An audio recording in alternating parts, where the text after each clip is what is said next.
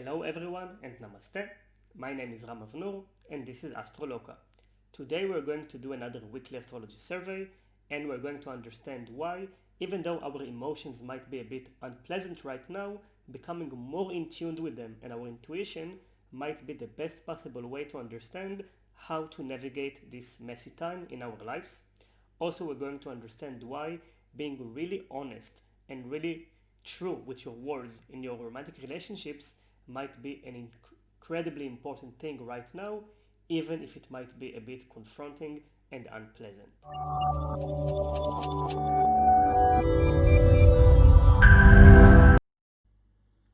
Hi everyone. So once again, as always, I will start by saying that this reading is not meant to be a personal reading for you. It is a global, speculative reading for everyone. To do your own reading, you must compare the horoscope of right now with your own personal horoscope. But as always, I will say that this helps us to understand the generic energies that are working on all of us collectively and try to navigate through them. So, as those of you who follow this channel a lot, you know that this bunch of planets over here, Jupiter, Saturn and Pluto, which are now retrograding, are symbolizing the transformative process that we are undergoing because of the COVID crisis. In last week's video, I have explained that we have just entered into the mid-phase, the retrograding phase of the COVID process, and that means that right now people need to do introspection to understand what of their previous lives need to be transformed so we can emerge from this crisis a changed and better person.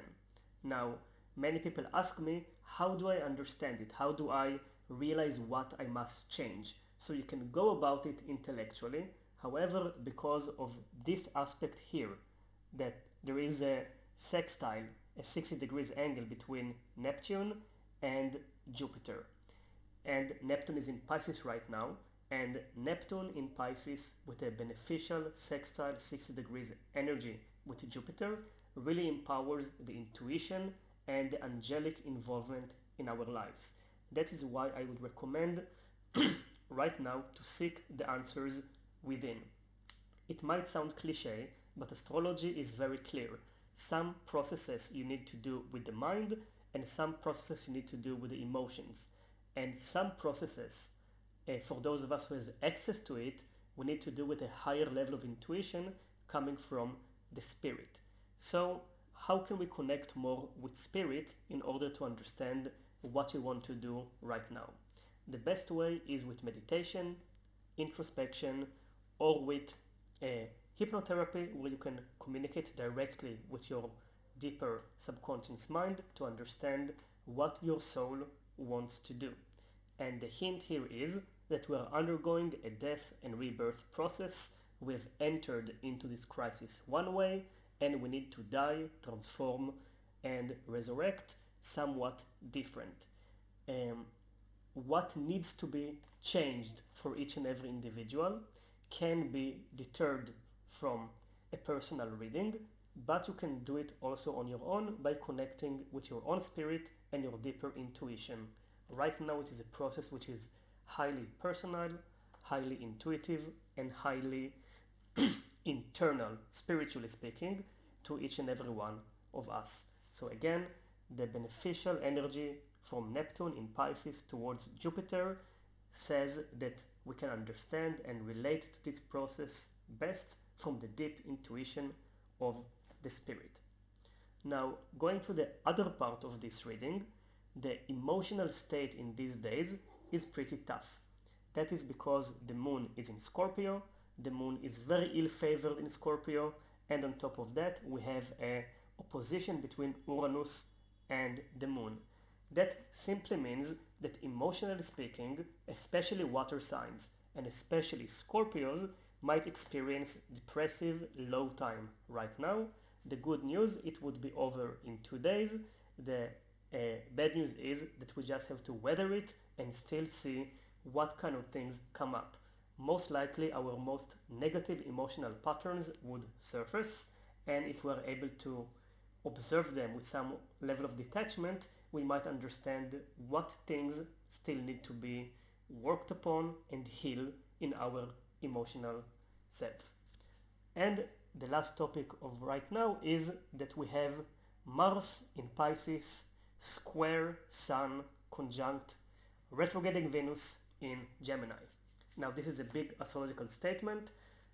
Basically this means that communication, especially in romantic relationships, is challenged. We spoke about it in the last video that people think too much and feel too little right now, especially under the influence of the Sun in Gemini. Actually, this horoscope right now is crying out for people to feel more and connect with their emotion. The square between Mars in Pisces and Venus and the Sun is actually saying that the biggest threat for our romantic relationships right now, on top of being too much in the head and too little in the emotion, is dishonesty. Mars in Pisces signifies passive-aggressive tendencies, repression of aggression, and the lack of communication of boundaries, or simply covering up the truth for a certain lack of Mars courage to go forward and be direct. That is why my suggestion is work on your empathy with your partner, but be ruthlessly open. Be really truthful with your word and say what really happens inside, because the things that we hide and not communicate clearly under this influence are bound to surface later and sort of bite us you know where. So empathy, communication, but open, straightforward, even truthful truth is better than hiding, even if it might lead to a certain level of conflict or friction between us. Having said that, it sounds like this reading is a little bit grim, and it is true that emotionally speaking we are in a very testing time. However, I believe it is a beautiful opportunity to look within and transform. Thank you so much for watching this video. I'm looking forward to seeing you next week. Until then, namaste. Hi guys, thank you so much for watching this week's video. I hope you enjoyed it. As usual, if you like to support this channel and you like this kind of content, I invite you to like, share and subscribe this video with anyone you think that might benefit from it. On top of that, I'm really open to using this channel to answer your questions. So if you have any issues, questions or comments, please leave comments right here in the video and I will do my best to address these issues in my next video. Thank you so much and I see you again next week. Until then, namaste.